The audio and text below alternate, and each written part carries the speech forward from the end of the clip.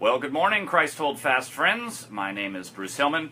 I'm pastor at Hillside Lutheran Brethren Church in northern New Jersey and a contributor to Christ Hold Fast. And today's Thursday, and so we are finishing up chapter 5 of Ecclesiastes, and we are reading today 5:8 through 20. So let me read that for you now. He says, "If you see in a province the oppression of the poor and the violation of justice and righteousness, do not be amazed at the matter, for the high official is watched by a higher, and there are yet higher ones over them. But this is gain for a land in every way, a king committed to cultivated fields. He who loves money will not be satisfied with money, nor he who loves wealth with his income. This also is vanity. When goods increase, they increase who eat them, and what advantage has their owner but to see them with his eyes? Sweet is the sleep of a laborer, whether he eats little or much, but the full stomach of the rich will not let him sleep. There is a grievous evil that I have seen under the sun. Riches were kept by their owner to his hurt, and those riches were lost in a bad venture. And he is father of a son, but he has nothing in his hand. And he came again from his mother's womb, he shall go again, naked as he came, and shall take nothing for his toil that he may carry away in his hand. This also is a grievous evil. Just as he came, so shall he go. And what gain is there to him who toils for the wind? Moreover, all his days he eats in darkness and much vexation and sickness and anger. Behold, I have seen to be good and fitting, and to eat and drink, and to find enjoyment in all the toil with which one toils under the sun, in the few days of his life that God has given him for his lot. This is good. Everyone also to whom God has given wealth and possessions and power to enjoy them, and to accept his lot, and to rejoice in his toil, this also is a gift of God. For he will not much remember the days of his life, because God keeps him occupied with joy in his heart." End of reading. Isn't that wonderful? Wouldn't you like to be occupied and have no remembrance of your anxiety because you are occupied with the joy of your heart as a gift from God? Well, how can we get something like that? We're going to talk a little bit about that today, because we're going to talk today about the secret, and I use that word deliberately, and you'll see why in a bit, of contentment, of how we can get contentment. And there's really two practical recipes that Ecclesiastes gives us for contentment. It's joy and thanksgiving. So we'll talk about how that comes out in this passage. Now, there are 4 points or 4 movements in this passage that he makes. And the devotional today is just going to be these 4 points. So let me give you the 4 points, and then we'll quickly talk about each one. The first thing he talks about is the oppression by the rich to the poor. The second thing he talks about is the contrast between greed that leads to consumption and a contentment that leads to sleep. The third thing that he talks about is the instability of wealth, and how the instability of wealth drives up anxiety and causes all sorts of anxiety. And then the fourth one you already know, because it's the theme of the book and he keeps bringing it up in new contexts, and that is live in the moment, but not for the moment, and rejoice in your lot in life, whatever God has given you as a gift. So we'll tie that last point in after we go through these 3. So let's talk about the first one, the oppression of the rich, the oppression by the rich of the poor. He says, "If you see in a province the oppression of the poor and the violation of justice and righteousness, do not be amazed at the matter." And then he talks about a hierarchy of rich people and kind of like a food chain. And then he says this in verse 9. This is one of the most difficult verses, by the way, to translate in the book of Ecclesiastes. It's very cryptic in the Hebrew. The syntax is really difficult, and we don't really know what it means. We have some ideas, but it's verse 9. It's translated in the ESV this way. "But this is gain for a land in every way, a king committed to cultivated fields." Now, this is connected to this idea of oppression of the poor by the rich. So there are different interpretations of this. This is the interpretation. It's not my own personal interpretation, but the one that I think makes the most sense of the passage, which is what he's saying here is this. Land in the ancient world is really the only true source of wealth, and it's also the source of life. And the rich have all the good land. They have all the arable land. They have all the cultivated fields. And basically what he's saying is, you would think that as someone gets rich, that what they would do is they would get content, and then they would, give away their excess. But of course, we know that doesn't happen. And this is the observation that he's making. The poor are necessary for the rich to stay rich. And so the rich are parasites on the poor, and this is an injustice. They need the poor to work the land, but the worker doesn't really get a fair wage for his work, because the one who really profits from the poor man's work is the rich man who owns the nice land. He gets the bigger profit, and the poor guy just kind of gets his sustenance, so he's trapped in this cycle where he needs to survive, but he's just making the rich richer. And the rich that are getting richer are trying to get richer still. They're trying to go up this food chain, trying to go up this hierarchy. And he says this is a great evil, and no one's happy in this, no one's getting content, and it's causing the oppression of the poor. Which is basically the way to start off this part of the chapter by saying, if you are rich, you're probably part of the problem of social injustice in the world. Now that's not true of everyone, but he's making a general observation. The rich want to get richer. They don't want to give up their wealth to become equal and share it. They want to use it to become more rich. And this is what leads to the oppression of the poor. And of course, if you go to Acts, the early believers held all things in common, and the rich did give away their stuff. So he's not making a blanket statement on everybody, but you get the point. This is leading to real problems. So that leads to the second point. The contrast between how consumption leads to greed and how contentment, interestingly, leads to sleep. And sleep is seen as a gift. He says, he who loves money, verse 10, will not be satisfied with money, nor he who loves wealth with his income. This also is vanity, breath, wind, meaninglessness. When goods increase, they increase who eat them, and what advantage has their owner but to see them with his eyes? Sweet is the sleep of a laborer, whether he eats little or much, but the full stomach of the rich will not let him sleep.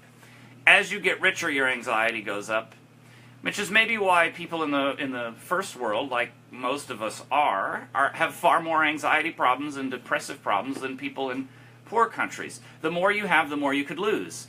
The more you have, the more you have to work to sustain it, to keep it going, to maintain it.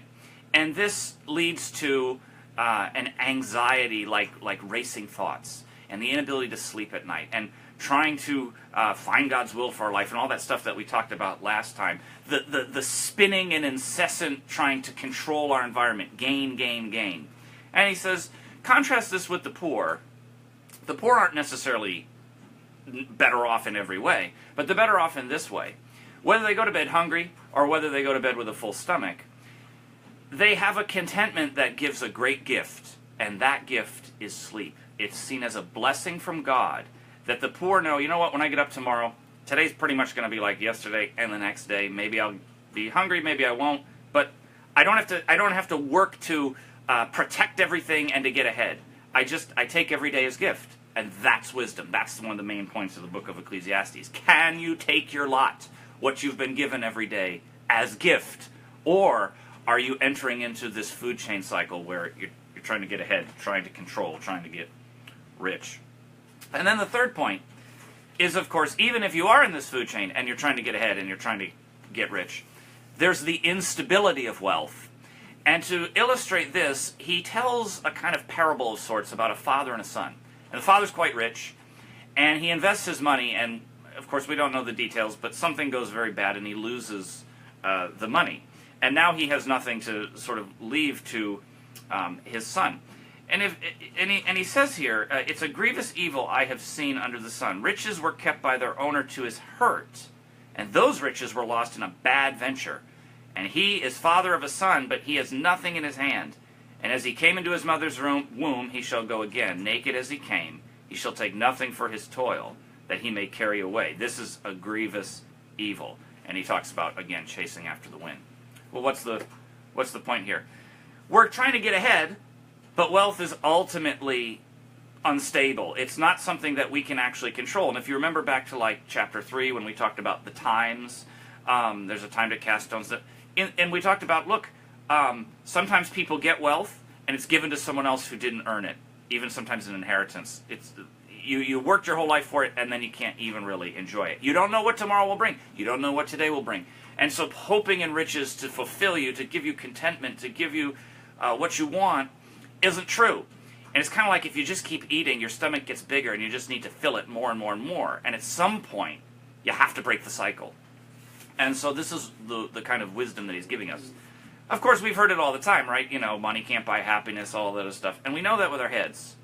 But you know, with your hearts, that's not true. Our hearts still go, well, it's still better to be rich than poor. Well, it's still nice to, have these nice things. So, all right, what do we do with this fourth point? The point that you'll hear over and over again in Ecclesiastes, the point of the book, but reapplied and recontextualized in many of these chapters.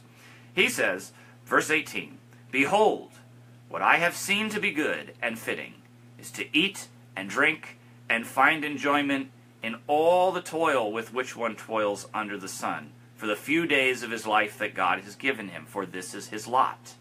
Everyone also to whom God has given wealth and possessions and power to enjoy them, and to accept his lot, and to rejoice in his toil, this is the gift of God. For he will not much remember the days of his life, because God keeps him occupied with the joy of his heart." Live in the moment, but not for the moment.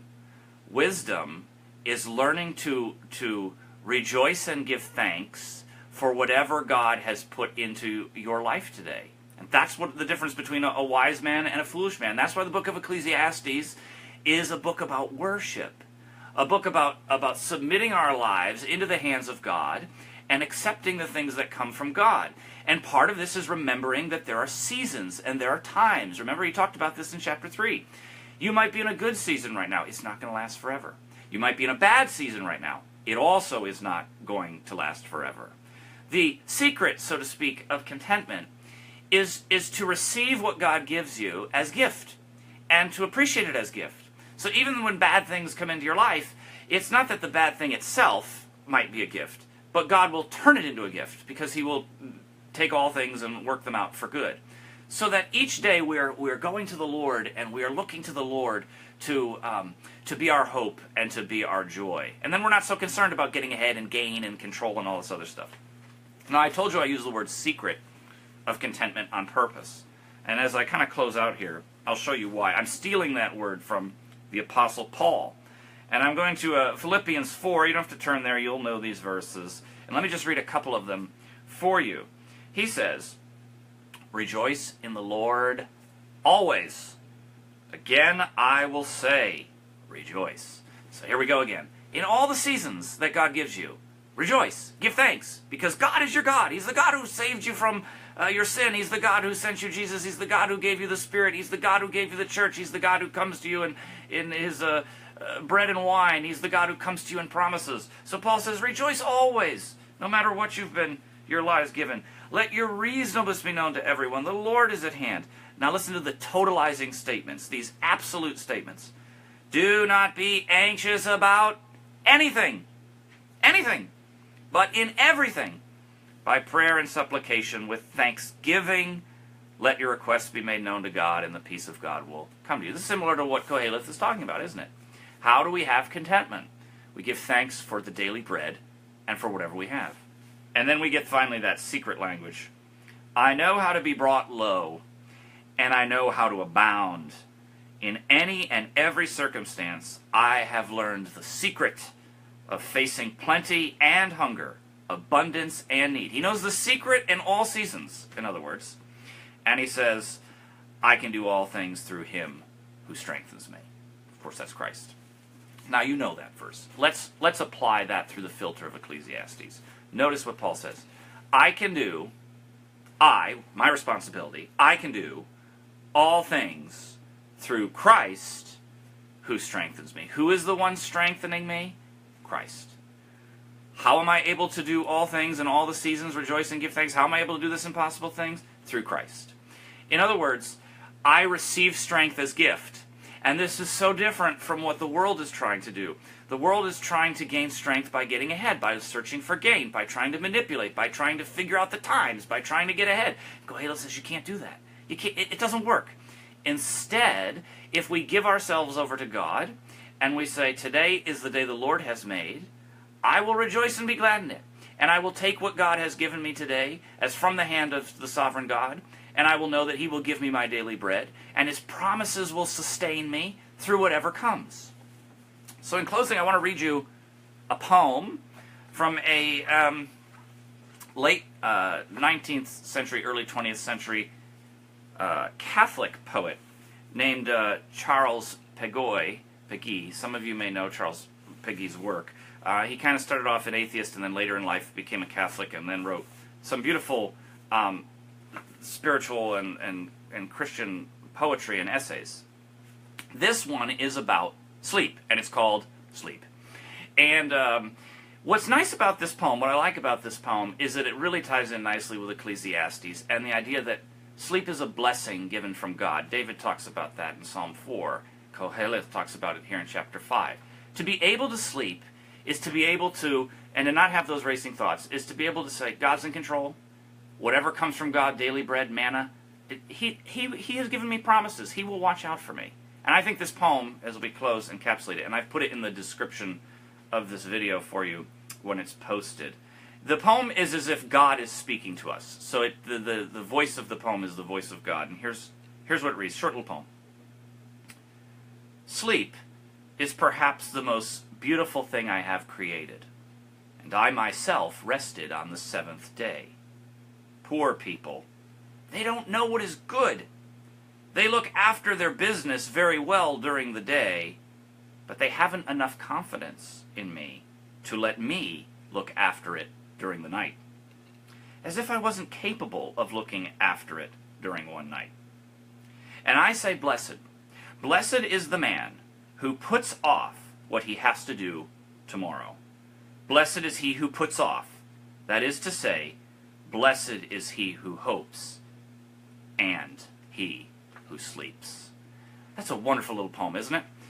Sleep, the gift of God, that trusts in God, hopes in his promises. So let's put an end to those racing thoughts as best we can, and give thanks for what God has given us today, what God will give us today. Let's not worry about tomorrow. It'll take care of itself. Let's be blessed and put that off, and simply worship God today for all the good things he has given us. Live in the moment, but not for the moment. I hope you have a wonderful day, and that you can give thanks and rejoice in God, so that you too can learn Paul's secret of being content. Have a wonderful and joyous day. Thanks.